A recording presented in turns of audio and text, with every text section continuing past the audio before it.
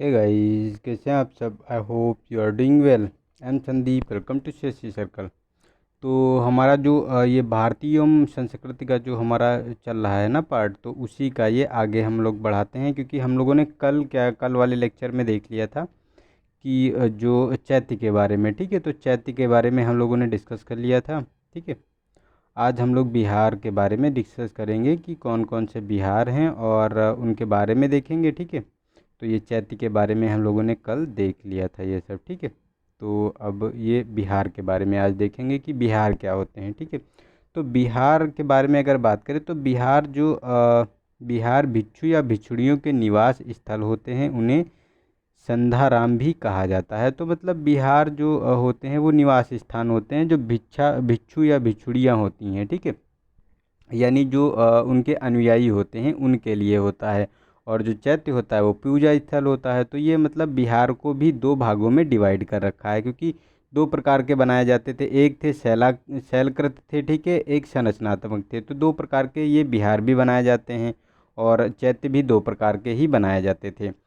तो इसमें अगर बात करें संरचनात्मक जो बिहार के बारे में, तो ऐसे बिहारों का निर्माण खुले धरातल पर कच्ची सामग्रियों, घास फूस, बांस, बल्ली या फिर कभी कभी ईंटों या पत्थरों द्वारा आवासीय संरचनाओं के रूप में किया जाता था। वैदिक साहित्य में ऐसे बिहारों की चर्चा मिलती है, ठीक है। तो बुद्ध के अनुयायियों द्वारा बौद्ध धर्म के ऐसे अनेक बिहार, यानी जेतवन, पूर्णाराम और जीविताराम, ठीक है, ये आपको जो देखने को मिलेंगे। इसमें आम्रपाली का भी जो निर्माण कर दान में दिया गया था, ठीक है। तो ये आपको देखने को मिलेंगे जो संरचनात्मक है, यानी ईंटों, घास फूस या इन चीज़ों से जो बने थे बिहार, वो उनमें थे जेतावन, पूर्वाराम और जीवितराम, ठीक है, जीविताराम और आम्रपाली, ये मतलब बनवाए गए थे इनके द्वारा, ठीक है। तो ये तो थे हमारे जो संरचनात्मक थे, जो ईंट पत्थरों से बनाए जाते थे। नेक्स्ट अगर बात करें तो ये हमारे शैलकृत के बारे में। तो शैलकृत बिहार पहाड़ियों को काटकर बनाया जाता था और इनका निर्माण एक योजना के साथ किया जाता था, जिनके तहत एक मुख्य बरामदा तथा कोने पर छोटे छोटे जो कमरे बने होते थे, ठीक है। तो इसमें मतलब एक मतलब मुख्य मतलब जो एक मुख्य योजना होती थी इसके बनाने की, तो इसमें क्या होता था कि एक बरामदा होता था और कोनों पे जो है छोटे छोटे रूम मिलते थे वहाँ पे, ठीक है। तो ये इस प्रकार होता था। तो ये संरचना आप देख सकते हैं। तो देखो ये एक बड़ा सा बरामदा हो गया, ठीक है, और ये प्रवेश द्वार द्वार हो गया तुम्हारा, ठीक है। और उसके बाद ये छोटे छोटे रूम्स आपको देखने को मिल जाते थे वहाँ पे, ठीक है। तो इस प्रकार से इनको बनाया जाता था, ठीक है। तो अब देख लेते हैं कि डेवलपमेंट कैसे हुआ। ये मतलब डेवलपमेंट ऑफ रॉक कट, यानी जो ये जो शैलकृत मंदिर थे उनका कैसे विकास हुआ, किस किस शासनकाल में। तो देखो मौर्य डायनेस्टी में इसका बहुत मतलब शुरुआत हुई थी, और उसके बाद आफ्टर मौर्य और गुप्ताज और ये जो प्री मिडिवल जो हिस्ट्री में देखने को मिलते हैं, ये इस काल में भी देखने को मिलते हैं। तो ये मतलब आगे लगातार ये डेवलप होते गए, मतलब इनका विकास जो है होता ही गया, उनमें इम्प्रूवमेंट होता गया। मतलब मौर्याज ने स्टार्ट किया था, फिर आफ्टर मौर्याज उनका विकास हुआ थोड़ा सा, उसके बाद फिर गुप्ताज ने उनको और बढ़ाया, और फिर प्री मिडिवल काल में भी ये देखने को मिले, ठीक है। तो ये इनका पीक पॉइंट था। तो अब देखते हैं कि क्वेश्चन नंबर तो कि कैसे क्वेश्चन लिखा जाता है इसमें। तो भारत में गुफा स्थापत्य के उद्भव एवं विकास के बारे में प्रकाश डालिए। तो अगर इसके बारे में बात करें तो भारतीय स्थापत्य कला में गुफा जो स्थापत्य की एक लंबी परंपरा रही है। इसके तहत चैत्य, बिहार, मठ एवं मंदिरों का निर्माण किया गया था। मौर्य काल से लेकर पूर्व मध्य काल तक यह परंपरा जारी रही। इसके तहत अनेक भव्य मंदिरों, चैत्यों और बिहारों का निर्माण किया गया। तो ये देखो एक इंट्रोडक्शन पार्ट हो गया कि इसमें देखो हर एक चीज़ इंक्लूड कर दी है। और इसमें अब हमको क्या पता चलेगा, इसको अगर इंट्रोडक्शन कोई एग्जामिनर पढ़ता है तो उसको पता चला कि मतलब क्या क्या आपने इसमें मेंशन किया है और आगे क्वेश्चन में क्या आंसर मतलब क्या मेंशन करोगे आप। तो इंट्रोडक्शन से ही पता चल जाता है कि मतलब तुम क्या लिखने वाले हो आगे, ठीक है। तो इस प्रकार से इंट्रोडक्शन लिखा जाता है। नेक्स्ट में बात करें तो भारत में पाषाण काल से ही प्राकृतिक गुफाओं में निवास करने एवं चित्रकारी के साथ जो साक्ष्य मिलते हैं, किंतु सर्वप्रथम मौर्य काल में पहाड़ियों को काटकर गुफाओं का निर्माण कराया गया था। अशोक के काल में बराबर एवं नागार्जुन की पहाड़ियों को सामने से काटकर चैत्य का निर्माण कराया गया। मौर्योत्तर काल में भी यह परंपरा जारी रही। मौर्योत्तर काल में उड़ीसा में उदयगिरी की पहाड़ियों को काटकर अनेक चैत्य एवं विहारों का निर्माण शासकों के द्वारा करवाया गया था। तो उड़ीसा में ये उदयगिरी में आपको देखने को मिलेंगे, ठीक है। नागार्जुन की पहाड़ियाँ जो बराबर में थी हैं, वहाँ पे अशोक ने करवाया था, तो ये आपको देखने को मिलेंगे वहाँ पे। तो देखो किस प्रकार से क्वेश्चन को जो उसकी बॉडी है किस प्रकार से इस्टेब्लिश की गई है। अब गुप्त काल की गुफाओं में अगर बात करें स्थापत्य कला की, तो भारत में पहाड़ियों को काटकर अनेक प्रकार के स्थापत्य संरचनाओं यानी चैत्य, विहार, मठ, मंदिर आदि के निर्माण के लिए एक लंबी परंपरा रही है। इसका प्रारंभ सर्वप्रथम मौर्य काल में हुआ था, जो आगे पूर्व मध्यकाल तक जारी रहा। तो ये मतलब दूसरे टाइप से भी आप आंसर लिख सकते हैं इसमें। तो इसमें देखो मौर्य शासक जो अशोक ऐसा शासक पहला था जिसने पहाड़ी को काटकर गुफाओं का निर्माण कराया। उसने जो उसके द्वारा बराबर की पहाड़ियाँ यानी गया पर कुल 4 गुफाओं यानी सुदामा, विश्व झोपड़ी, कर्ण, चौपार, लोमस ऋषि जो थे उनका निर्माण लोमस ऋषि के नाम पर उनका निर्माण कराया गया। इसी प्रकार बगल की पहाड़ी नागार्जुन पर भी अशोक के जो शासनकाल में ही अशोक के जो दशरथ द्वारा 3 और जो अशोक के दशरथ द्वारा 3 तथा 3 गुफाओं का निर्माण करवाया गया था, ठीक है। मौर्य द्वारा निर्मित ये सभी गुफाएं आजीवक सन्यासियों को दान में दी गई थी। इन्हीं की संरचना काफ़ी सादी है, ठीक है।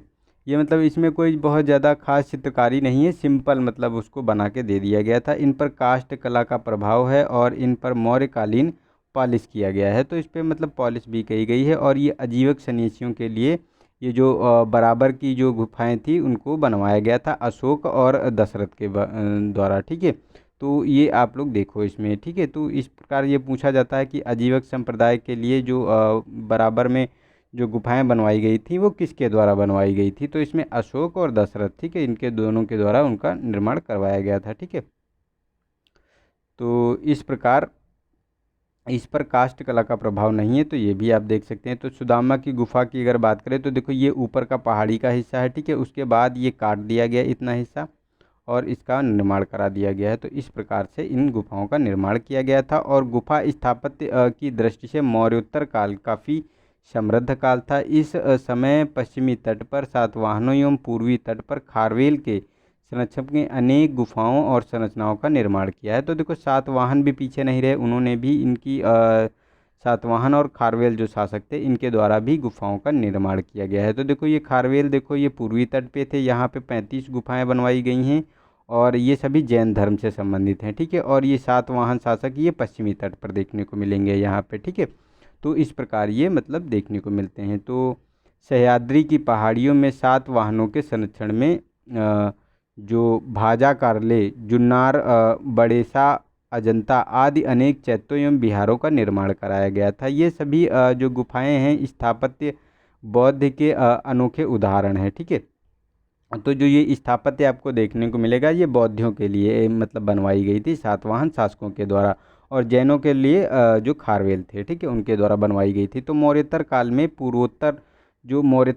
पूर्वी तट पर उदयगिरी एवं खंडगिरी की पहाड़ियों पर खारवेल तथा उनके जो रानियां थी उनके द्वारा 35 गुफाओं का निर्माण कराया गया था। ये सभी जैनियों को दान में दी गई थी। इनमें हाथी गुफा, रानी गुफा और आकाश गुफा और पातालपुरी एवं रतभर गुफा आदि प्रमुख थी। तो इन गुफाओं का निर्माण करवाया गया था पूर्वी में, मतलब अजांता और वड़ेसा, जुन्नार और कारले, भांजा कारले, ठीक है। तो भाजा कारले तो ये आपको देखने को मिलेंगी पश्चिमी तट पे, और ये रानी गुफा है, हाथी गुफा है, आकाश गुफा है और पातालपुरी है और सतभर गुफा है, तो ये आपको पूर्वी तट पर देखने को मिलेंगी, ठीक है।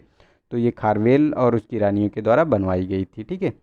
तो गुप्त शासकों के द्वारा भी गुफा संरचनाओं का निर्माण कराया गया। मालवा के उदयगिरी तथा बाघ की पहाड़ियों को काटकर कई गुफाएं बनवाई गई थी, लेकिन उदयगिरी की जो पहाड़ी पर चंद्रगुप्त द्वारा गुफा काटकर बाराह की मूर्ति का निर्माण कराया गया था। गुप्त काल में ही वाकाटकों ने वाकाटकों के संरक्षण में अजंता में अनेक गुफाओं यानी 16, 17, 1, 2 आदि गुफाओं का निर्माण करवाया गया है। तो देखो ये जो वाकाटक थे इनके द्वारा भी गुप्त का शासन काल में इनके द्वारा भी करवाया गया यहाँ पे है, ठीक है। और चंद्रगुप्त ने भी इनकी जो 12 की मूर्तिमाँ है इसका निर्माण करवाया था उन्होंने, ठीक है। तो इस प्रकार इसका विकास पूरी तरह से चलता रहा, ठीक है। और ये गुप्त उत्तर और पूर्व मध्य काल में अगर बात करें तो यह काल जो था तो ये गुप्त जो यह काल गुफा स्थापत्य निर्माण का अंतिम काल था। इस काल में ब्राह्मण, बौद्ध, जैन तीनों परंपराओं के तहत पहाड़ी को काटकर अनेक विहार मंडपों और रथों एवं एकाश्म मंदिर यानी पहाड़ी को काटकर एक मूर्ति बनाई गई और एक मतलब सिंगल पहाड़ी से एक सिंगल पत्थर से बनाई जाती थी, ठीक है, का निर्माण कराया गया। पल्लवों के द्वारा तमिलनाडु के विविध क्षेत्रों पर जैसे महाबलीपुरम में कई रथ एवं मंडप बनवाए गए थे। इसी प्रकार चालुक्यों द्वारा पदक्कल, ऐहोल और बादामी में एवं राष्ट्रकूटों के द्वारा एलोरा, अजंता में अनेक गुफाओं का निर्माण कराया गया था, ठीक है। जो आपको स्थापत्य मूर्तन एवं चित्रण के अद्भुत उदाहरण मिलते हैं। तो देखो मंदिरों के बारे में हम लोगों ने पढ़ा ही था किस प्रकार से अद्भुत और मतलब इतने विशाल मंदिर बनवाए गए हैं, तो उनके बारे में तो आप लोग देख ही चुके हैं, ठीक है। तो ये तो हमारा पूरा कि मतलब चैत्य का कैसे मतलब चैत्य और बिहार का कैसे मतलब उद्भव हुआ, ठीक है, उनका कैसे विकास हुआ, किस किस शासनकाल में उसने योगदान दिया, किसने किसने उसको बनवाया है। तो ये तो पूरा डिटेल में हम लोगों ने देखा। अब देखते हैं कि ये मतलब इससे रिलेटेड जैसे प्रश्न है, ठीक है। तो मेंस में कैसे मतलब प्रश्न आ चुके हैं और आ भी सकते हैं ये, ठीक है। तो पहला प्रश्न है कि क्या कारण है कि परंपरागत भारतीयों द्वारा बहुसंख्यक संख्या में मंदिरों का निर्माण करवाया गया था। तो मंदिरों का निर्माण क्यों करवाया गया था? क्योंकि यार वो अपनी समृद्धि के बारे में बात करते थे और उसका राजनीतिक, शैक्षिक ये सब महत्व हुआ करते थे, सामाजिक आर्थिक महत्व होता था और ये रोज़गार भी प्रोवाइड कराते थे। तो ये मतलब अपनी समृद्धि को भी बताना चाहते थे लोगों को, ठीक है। नेक्स्ट है कि प्राचीन भारतीयों के जीवन में मंदिरों की सामाजिक सांस्कृतिक भूमिका पर प्रकाश डालिए। तो वही उसी के बारे में लिखना है जो मंदिरों के बारे में हम लोग अभी तक पढ़ चुके हैं, तो वहीं से ये क्वेश्चन है, ठीक है। और मंदिरों की नागर, द्रविड़ और बेसर शैलियों की विशेषताओं का उल्लेख कीजिए। तो तीनों का उल्लेख करना है, तो वो भी हम लोग पढ़ चुके हैं, ठीक है। तो उनके बारे में लिखना है। और ये देखो ये सुदामा की जो गुफाएं हैं, ठीक है, जो सुदामा की अभी गुफाएं हम लोगों ने देखी थी, तो ये सुदामा की गुफाएं हैं। इस प्रकार से ये मंदिर मतलब ये प्रवेश द्वार होता था और उसके अंदर एक बरामदा बड़ा सा देखने को मिलेगा और छोटे छोटे रूम्स देखने को मिलेंगे इस तरह से, ठीक। तो ये देख सकते हैं आप। और ये थी तुम्हारी हाथी की गुफाएं, ठीक है। तो इस प्रकार हाथी की गुफाओं का निर्माण किया जाता था, खंभे इसमें बने होते थे, तो इस प्रकार बनाई जाती थी, ठीक है।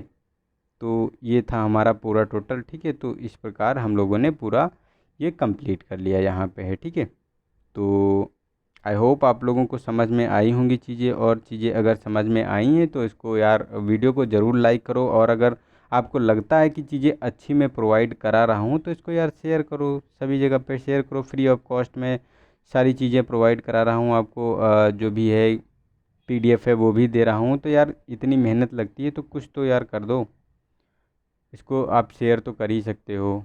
या फिर आपको अच्छा ना लग रहा हो तो बताइए, क्यों इतना एनर्जी में वेस्ट करूँ, ठीक है। कभी कभी तो आप लोग बहुत ज़्यादा वीडियो देखते हो, कभी कभी आप लोगों को पता ही नहीं रहता कहाँ चले जाते हो। और मैं अगर एक दिन वीडियो नहीं डालूँ तो आप लोग कहते हो कि सर आप कंटिन्यू नहीं रहते हो, ये है वो है, ठीक है। तो थोड़ा सा आप लोग भी थोड़ा सा बने रहिए मेरे साथ, तो मैं भी आप लोगों के साथ बना रहूँगा। और देखो मैं पॉलिटी का जो प्रीलिम्स के लिए रिवीजन के लिए एक मैं लाने वाला हूँ, ठीक है, ताकि प्रीलिम्स का रिवीजन हो जाए। आपका पॉलिटी का और हिस्ट्री का दोनों का करवाना चाह रहा हूँ, लेकिन आप लोग जब इस तरह से सुस्त रहोगे तो मैं कैसे ला पाऊँगा, ठीक है। अगर आप लोग सपोर्ट करेंगे तो मैं हिस्ट्री का क्विक रिवीजन करवा दूंगा आपको, 6 से 7 घंटे में पूरा आपको रिवीजन मिल जाएगा, वो भी हिंदी में पूरा नोट्स में प्रोवाइड करवाऊंगा आपको, ठीक है। अगर आप लोग अच्छे से सपोर्ट करेंगे तो, ठीक है। तो आज के लिए इतना ही, मिलते हैं नेक्स्ट वीडियो में, तब तक के लिए नमस्कार, जय हिंद, जय भारत।